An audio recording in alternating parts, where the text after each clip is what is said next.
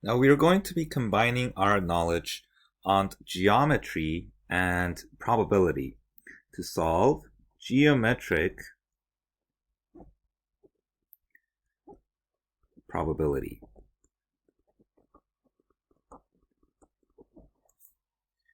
Okay, so what do we mean by geometric probability? Well, let's assume that we have a table. We have a table here.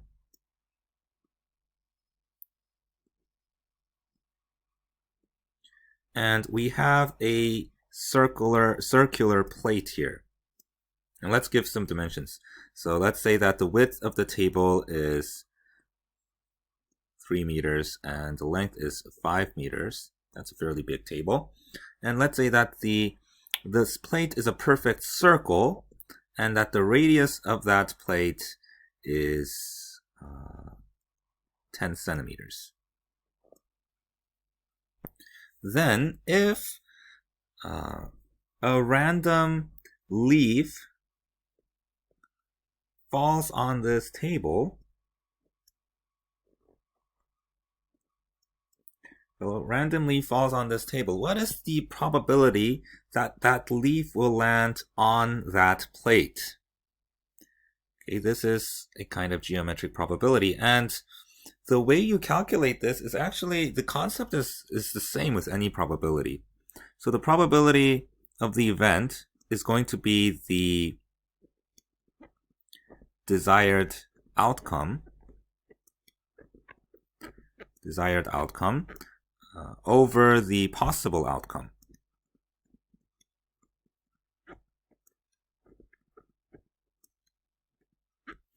So to make this problem a bit simpler, we are setting some limitations. We are assuming that this leaf is going to fall somewhere on this table. It is not going to fall off the table. So that means that our possible outcome is going to be the table. The leaf is bound to fall somewhere on the table, and we want to know the probability of the leaf falling on that plate. So the desired outcome would be the plate. And in this case, we will need to calculate the area of these shapes here to find the probability. So the area of this whole table here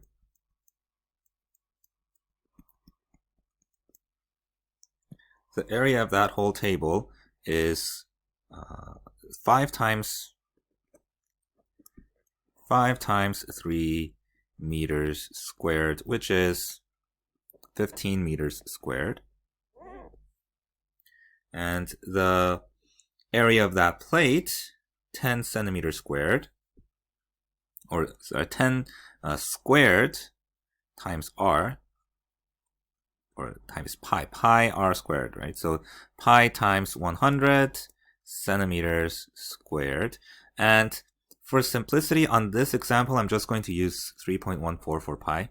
So that is going to be 314 centimeters squared.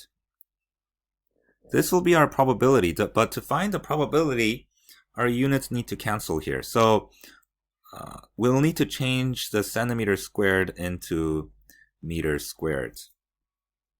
It's a little bit trickier with squared units, but you can still do that. So let me show you a little trick on how to do that. So we have centimeters squared and we want to change this to meters squared, right? So we need to multiply this. We need to multiply this by centimeters over meters. The reason we're doing that is so that the centimeters will cancel with the centimeters and we'll be left with meters. But we'll have to do this 2 times because it's squared. And we can't just multiply by centimeters or meters over centimeters. These have to be 1. Right, so we need to have the same unit or the same value on the top and the bottom. So we'll put 1 meter and 100 centimeters. 1 meter and 100 centimeters. Okay, so when you multiply by this, when you multiply this to this, you're really just multiplying by 1, so you're not really changing anything, except for the unit. So we're using this method to just simplify the unit. So if you look at this, we're basically dividing by 100 2 times, in which case you're going to get 0.0314 meters squared. Okay, so 314 centimeters squared is 0.0314 meters squared. Notice if you do this, the centimeters, there are 2 centimeters up here, so this will cancel with the 2 centimeters on the bottom, and then the meters will become a meter squared. So that's how you change units. Okay, so 314 centimeters squared is 0.0314 meters squared, and our denominator was 15 meters squared. The meter squared will cancel, so we'll have 0.0314 divided by 15. And that will give us the probability of 0.0021, about 0.0021. So the probability of that leaf falling on that plate is about 0.0021. And it's extremely low because the table was very large, but the plate was fairly small compared to the table.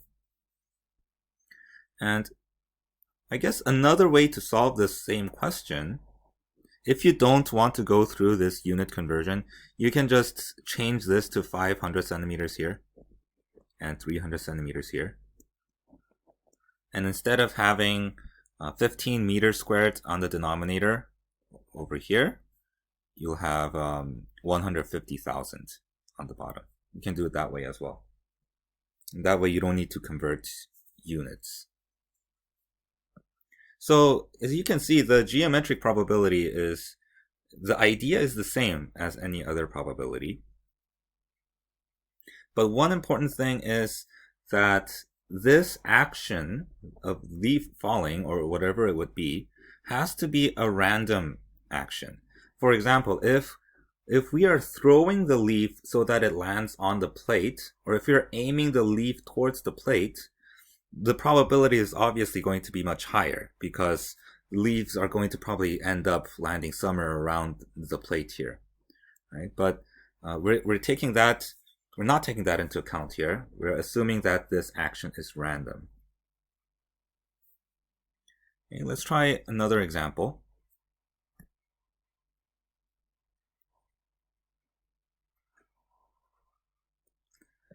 Let's say we have a wall of a building. And this is 4 meters by 5 meters, wall of a building. And on this building we have a window, a fairly large window, 1 meter by 2 meters. If a ball is thrown at random, what is the probability that the ball will go in through this window? Okay, again, we are assuming that this action is random. We are not aiming to go through that window, but we're just assuming a random ball is thrown. What is the probability that it will go through that window? So again, the total possible outcome would be the whole wall. Okay, we're setting that limit there. The ball is going to end up somewhere inside that wall. So the total possible outcome is going to be 5 times 4 meters squared. And the wanted outcome, the desired outcome, is the ball going through that window. That window is going to be 2 times 1 meter squared. So that's going to be 2 over, the meter squared will cancel, 2 over 20, which is 1/10, which is 10%, or 0.1. So there's a 10% chance that that ball will go through that window if it's thrown at random. And obviously, again, this probability is going to be much higher if we are actually aiming at that window so that it goes through that window. Now, one last thing.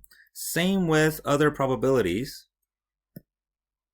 In geometric probability, there are also mutually exclusive and not mutually exclusive events.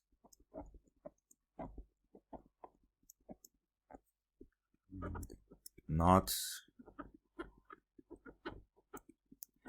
mutually exclusive.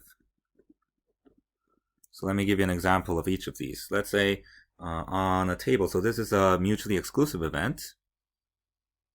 On a table where this is 5 meters by 2 meters, we have big cardboard papers on the table,